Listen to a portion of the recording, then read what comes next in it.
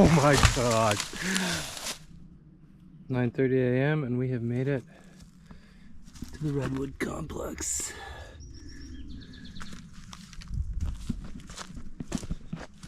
This is a 6-foot saw. And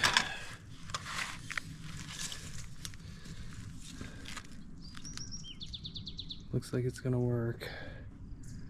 This will be the biggest tree I've ever cut.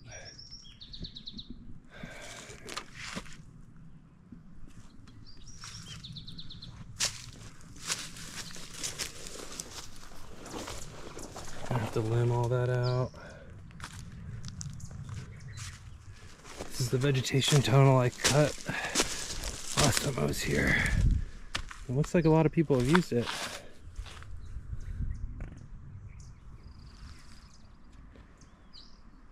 All right, let's get to work.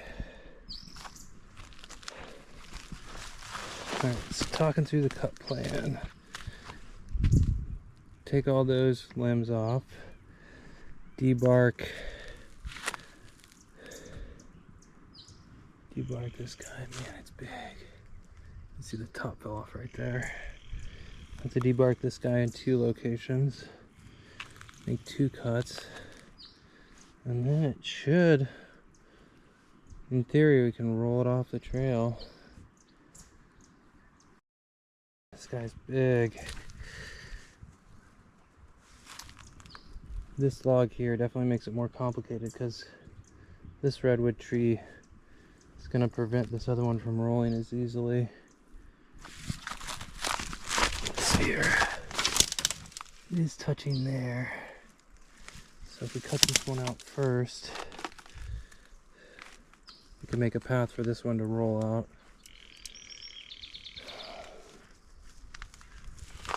Decisions. I think that's going to be the way to go though. We got this madrone here that's going to have to come out too. So what I'm thinking, if you're on this side, I'm standing on this like relatively baby redwood compared to this, you know, older growth. So limbing this off, and this is where I'd like your feedback, because I'm thinking if we don't take this out first, there's no chance we're going to be able to roll it. That's exactly what I was going to say. And so we need to figure out how to safely get this out. Also, this could be a really good roller. It could be. So if we cut it right, for sure. Well, so what's the first thing we do? We'll limb all this out. Yes. And clear our workspace. Yes, yes. I made a little tunnel over there the last time I was here, but we won't use it today. We'll just clear all this out. Since we have the big axe, sometimes it's easy to limb with the big axe. I'll give it a shot. How old do you think this one is? Say 150 years at least. An axe is a great way to limb a redwood. The wood is surprisingly soft, and one well-aimed strike of the axe head will snap a wrist-sized limb off like a toothpick. A much more efficient use of energy than hand sawing the limbs off.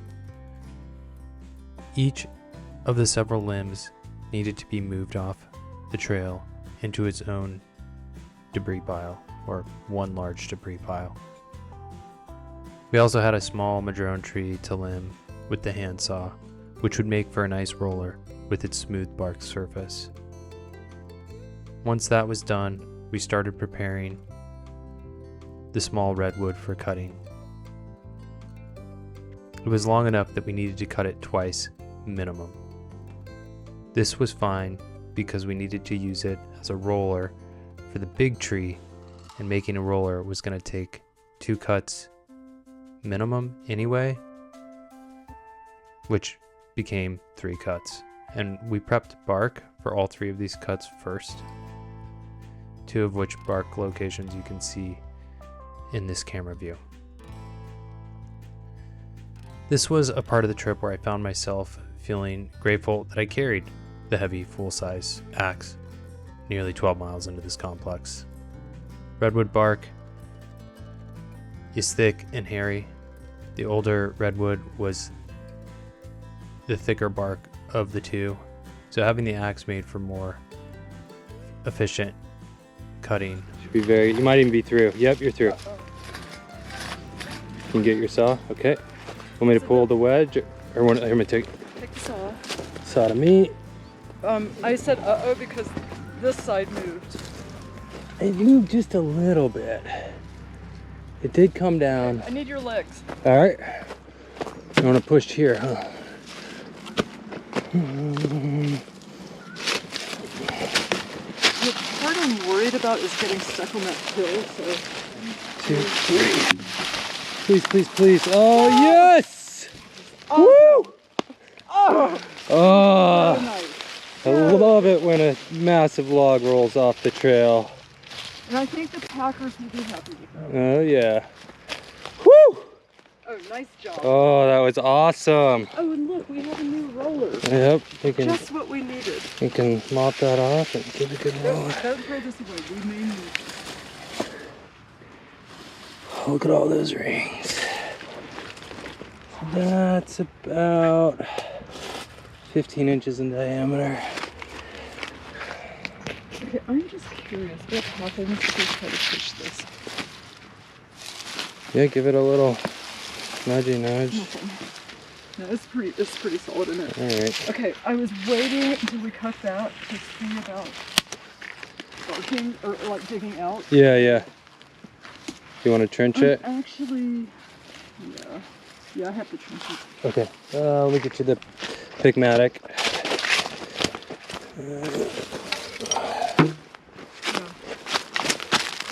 Get a bite to eat or something. Yeah, yeah. I'm gonna put the saw together and switch out the GoPro. Okay. Cut number 3 on the small redwood required digging a trench under the pole of the tree to allow for a space for the saw teeth to pass through without touching the dirty ground. Betsy worked on the trench while I attached a handle to each end of the big saw and sprayed it with diesel. The tree was already barked from the first session, so when we got right to cutting, everything just went faster and more efficient. I know what you're thinking, watching Betsy saw with her body sandwiched between the earth and the massive pole of the large redwood. That thing could squish her like a red bug on a windshield. What you can't see easily in the film is the tree is well supported by the earth on both sides, making this a safe cutting location. Uncomfortable for sure, but safe nonetheless. Once we made it through, we rolled the small log under the big log so that they were perpendicular to each other. Then lifted one side of the small log to create a downhill plane for the big log to roll on. Next, it was time to debark the large redwood. The sun was high, it was hot, we were out of water, and Betsy took the empties to make a water run down to Redwood Creek and back, while I started the debarking process. Debarking this tree was enormously labor intensive. The bark was so thick and hairy that I found that I needed to make about 2 to 4 perfectly opposing axe hits for each segment around the circumference of our cut line. The log was so massive that I made cut rings without any angle of offset. 0 degrees would be the most energy efficient at this stage in the process. This choice increased our risk of the log binding in place after cutting, instead of rolling freely downhill. While I did not have enough strength to debark the underside of the log, and without it debarked, there was no way to start an underbuck cut with any level of efficiency. A strategy that would have helped reduce the probability of cracking. Cracking is generally a bad thing. Saw blades break or bind in the wood when a log this size cracks while cutting. You can buy a chainsaw anywhere, but you can't find a quality antique crosscut saw at any retail store or online store these days. Alright, so just barked a lot of this part of the tree. Pretty tired, pretty thirsty. Betsy's on a water run. This one was a little easier to bark. I'm running out of energy, so it's a little not as wide of a barking job as I would like. This one was a little easier to get done. So the saw's got a better path to the redwood. Whew. Time to put the handles on the saw and get everything ready to start cutting.